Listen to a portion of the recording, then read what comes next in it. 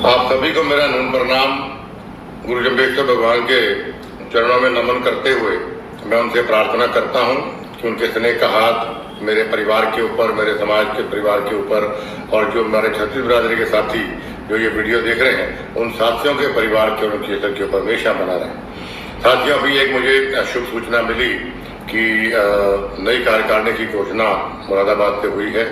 मैं नई कार्यकारिणी को पूरे समाज की ओर से मैं बधाई देता हूं। खास तौर पे हमारे राष्ट्रीय अध्यक्ष माननीय हुकुमाराम जी को मैं बधाई देता हूं समस्त कार्यकारिणी के साथ, और उनसे भी और समस्त कार्यकारिणी से मैं ये विनम्र निवेदन करता हूं कि आप समाज के उत्थान के लिए पूरी मेहनत, लगन और ईमानदारी से आप समाज को आगे लेकर जाए। जिस प्रकार स्वर्गीय युग पुरुष बिश्नोई रतन चौधरी भजनलाल जी ने, स्वर्गीय श्री राम सिंह जी ने, स्वर्गीय श्री पूनम चंद जी ने, स्वर्गीय श्री राम जी ने, इन सब ने और ऐसी महान जैसी और महान विभूतियों ने इस समाज को नई दिशा दी, समाज को बुलंदी तक पहुंचाया।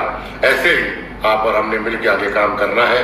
और एक बहुत लंबी मांग मैं समझता हूँ समाज में थी कि चुनाव होने चाहिए, और मैं पूर्ण रूप से इसका पक्षधर रहा हूँ और आज भी हूँ।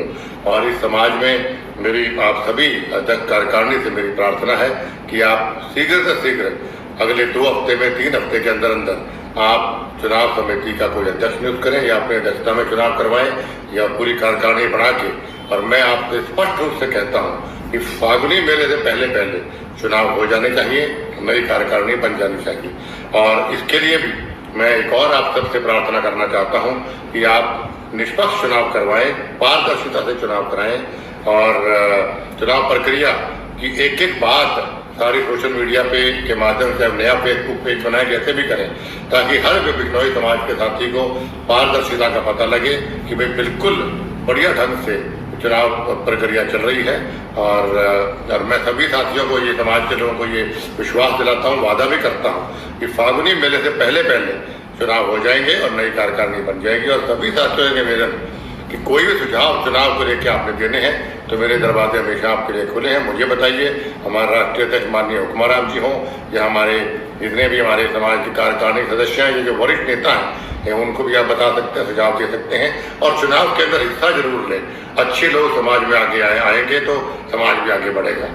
और दूसरा, युवाओं से मेरी खास तौर पर प्रार्थना है कि 29 नियमों को आप जरूर फॉलो करें।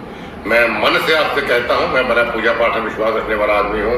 मैं 29 नियमों को बहुत सीरियसली फॉलो करता हूं, और क्योंकि वो नियम हमारे स्वर्गीय चौधरी भजनलाल जी फॉलो करते थे, और मानवता कल्याण के लिए गुरु जम्बेश्वर भगवान ने नियम बनाए, तो हम सब की सच्ची श्रद्धांजलि गुरु जम्बेश्वर भगवान को यही होगी कि हम 29 नियमों को सही तरीके से, अच्छे तरीके से और पूर्ण रूप से हम लोग फॉलो करें। और 3-3.5 महीने पहले मैंने अखिल भारतीय बिश्नोई महासभा के संरक्षक पद से इस्तीफा दिया था, तो वो इसलिए दिया था कि तो मेरे पे काम का लोड बहुत था और इस प्रकार मैं समय नहीं दे पा रहा था। लेकिन इस्तीफा मैंने दिया है, लेकिन मतलब प्रेम से इस्तीफा नहीं दिया समाज के प्रति। चौधरी भजनलाल परिवार हमेशा दिन रात समाज की सेवा लगा रहा है और आगे भी लगा रहेगा। समाज की सेवा करने के लिए मुझे किसी पद की आवश्यकता नहीं है, तो इसमें कोई आप किंतु परंतु ना समझे। मैं समाज के लिए 24 घंटे हाजिर हूँ, और जितने भी हमारे समाज के साथी, अभी बहुत कुछ दिन पहले भी हमारे राष्ट्रीय हमारे गृह मंत्री थे जो मेरे नेता भी हैं, उनको भी मिलकर हम आए, हमने ज्ञापन भी दिया, सोशल मीडिया माध्यम से देखा भी होगा।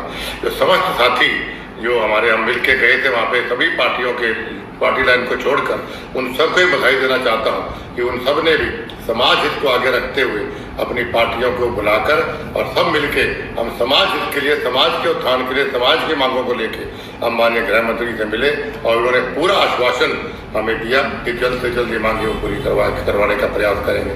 तो एक बार पुनः मैं नई कार्यकारिणी को बधाई देता हूँ, और समाज के सभी साथियों से प्रार्थना करता हूँ कि साथियों, हमने मिलकर एकजुट होकर एकता का सबूत देते हुए समाज को आगे लेके जाना है। क्योंकि जिस समाज में फूट होती है वो समाज हमेशा टूट जाता है, बिखर जाता है, और ये कुछ लोग साजिश करना चाहते हैं। इसलिए मेरी आपसे प्रार्थना कि समाज को एकजुटता के लिए, समाज की तरक्की के लिए हम सबका एक होना जरूरी। तो गुरु जम्बेश्वर भगवान को भी सच्ची श्रद्धांजलि यही होगी। एक बार पुनः नई कार्यकारिणी को बधाई देते हुए मैं गुरु जम्बेश्वर भगवान के चरणों में नमन करता हूँ और प्रार्थना करता हूँ कि समाज को और बुलंदियों लेके जाए और मुझे ऐसी ताकत दे कि समाज की निष्ठा से, ईमानदारी से मैं मेहनत करता हूँ। बोलो गुरु जम्बेश्वर भगवान की।